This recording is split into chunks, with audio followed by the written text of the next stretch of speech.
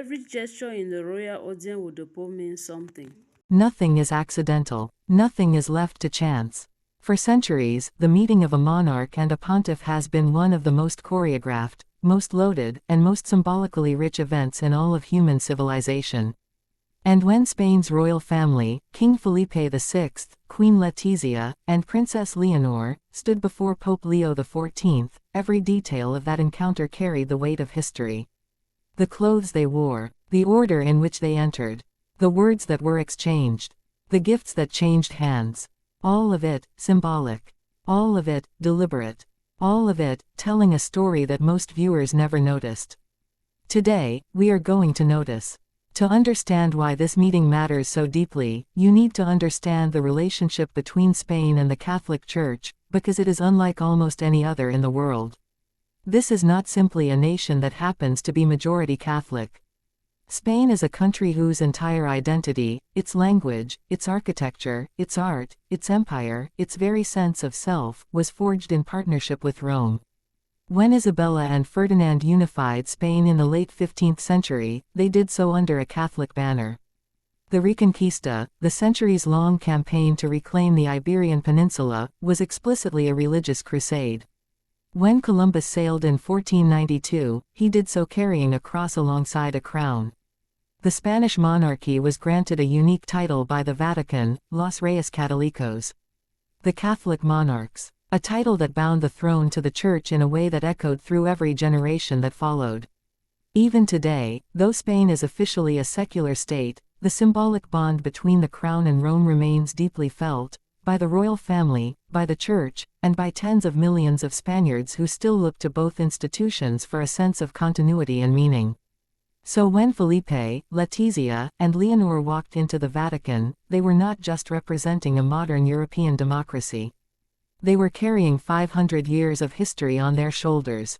Before we go any further, we need to talk about Pope Leo XIV himself, because his election changed everything about the symbolism of this meeting.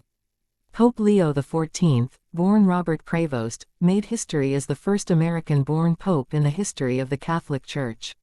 His election sent shockwaves through the Catholic world and beyond. Here was a man who grew up in Chicago, who spent decades as a missionary in Peru, who rose through the ranks of the Augustinian order, and who now sat on the throne of St. Peter. His choice of the name Leo was immediately seized upon by Vatican historians. The last Pope Leo, Leo XIII, reigned from 1878 to 1903 and was famous for his encyclical Rerum Novarum, a landmark document on workers' rights, social justice, and the relationship between the Church and the modern world. By choosing that name, Pope Leo XIV was signaling something. A papacy concerned with the dignity of ordinary people. A papacy willing to engage with the tensions of modern life. A papacy that looked outward, toward the margins, toward the forgotten, toward the world beyond European tradition. And this is where the symbolism of the Spanish royal visit becomes extraordinarily layered. Because Spain's royals were not simply visiting a pope. They were visiting the first pope from the Americas, a continent that Spain once colonized, evangelized, and in many cases devastated, coming to sit at the head of the very church that blessed those voyages of conquest. The history in that room was almost unbearable in its depth.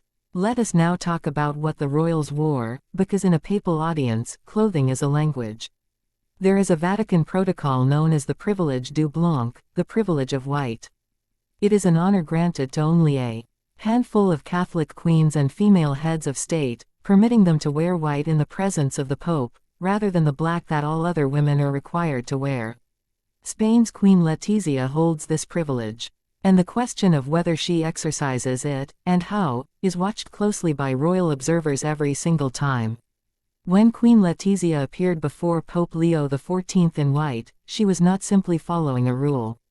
She was making a statement about her status, Spain's status, and the historic closeness between the Spanish crown and the Holy See. Meanwhile, King Felipe appeared in a dark formal suit, not military uniform, notably, a choice that speaks to the modern, civilian character of this papacy. There was no theatrical display of military alliance. No chest full of medals. A deliberate choice of humility before a pope whose papacy has centered itself on service over spectacle. And Princess Leonor, the heir apparent, the future queen, wore black. Elegant, understated, respectful. The visual message was clear: she is not yet the queen. She is present, she is learning, she is the future. But she has not yet assumed the full weight of the privilege her mother carries. 3 people, 3 colors, 3 layers of meaning. Now let us talk about the order of the encounter itself, because in a papal audience, sequence is everything. Royal audiences with the Pope follow a structure that has been refined over centuries. There is the private audience, the closed-door meeting between the monarch and the pontiff, from which cameras are excluded and the outside world receives only the barest official communique. Then there is the semi-private audience, where other members of the delegation are received. And finally, there are the exchanges of gifts, the last act of the ritual, and in many ways the most symbolically loaded. The fact that Felipe was granted a private audience, not merely a public one, signals the seriousness with which the Vatican regards Spain as a Catholic partner. Private audiences are rare. They are reserved for heads of state of particular significance to Rome. They communicate trust, closeness, and a relationship that operates on a level beyond ceremony. What was said in that room, we do not know. What we can read are the signals around it. The length of the audience. The body language at the threshold. Whether the Pope rose to greet the king at the door, a subtle but enormously meaningful gesture that indicates warmth and equality rather than the reception of a petitioner. In photographs from the meeting, Pope Leo XIV was seen rising to meet Felipe, a signal observers noted immediately. This was not a pope receiving a subject. This was one leader greeting another. The gifts exchanged in a papal audience are never random.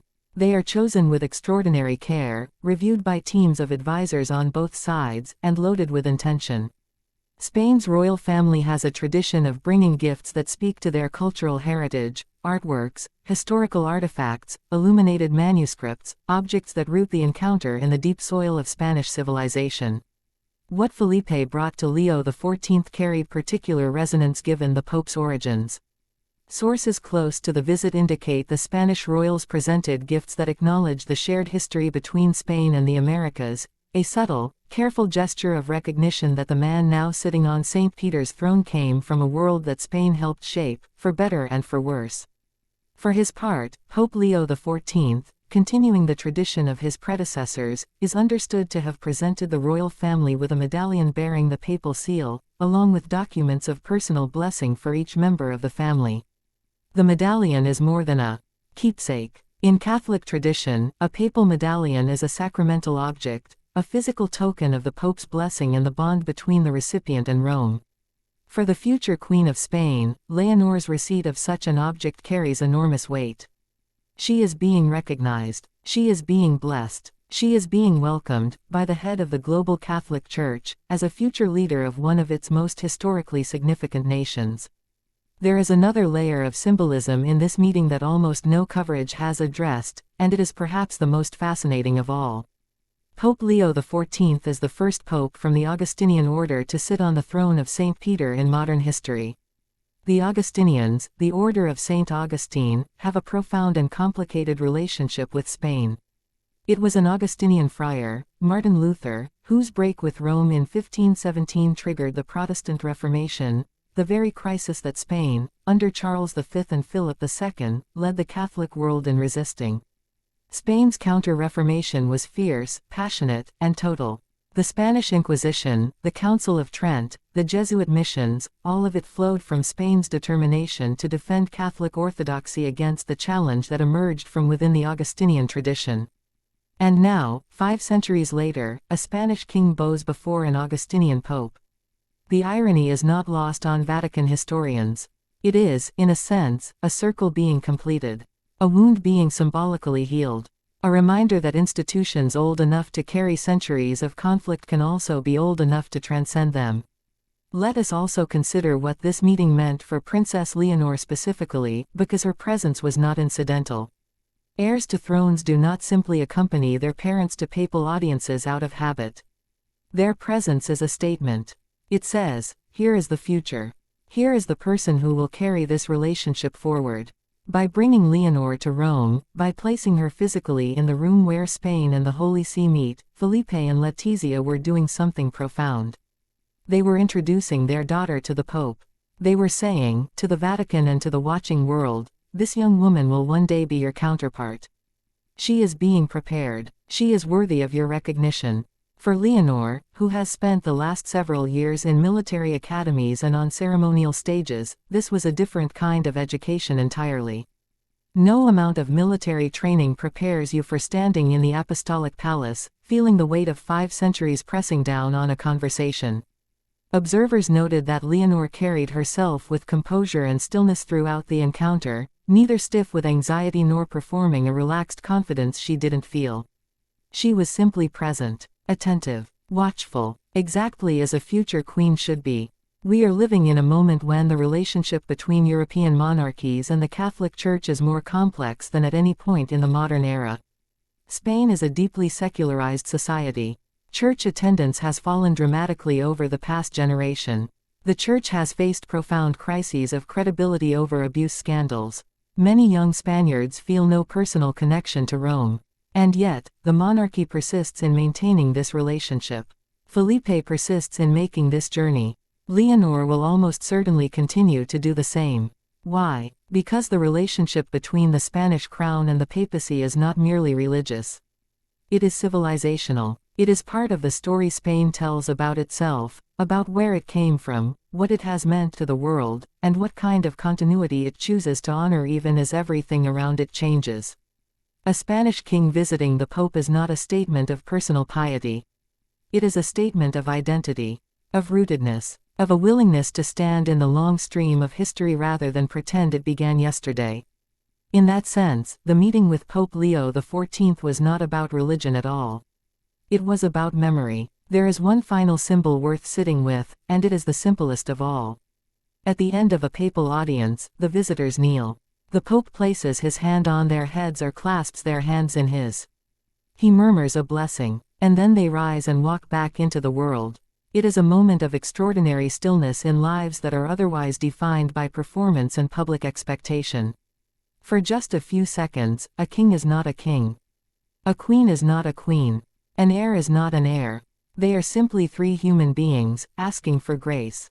Whatever you believe about God, about the Church, about monarchy, there is something undeniably moving about that moment. 3 people at the summit of one of Europe's oldest institutions, kneeling before another. Acknowledging, in the oldest language available to them, that power has limits. That history humbles. That some things are larger than a crown.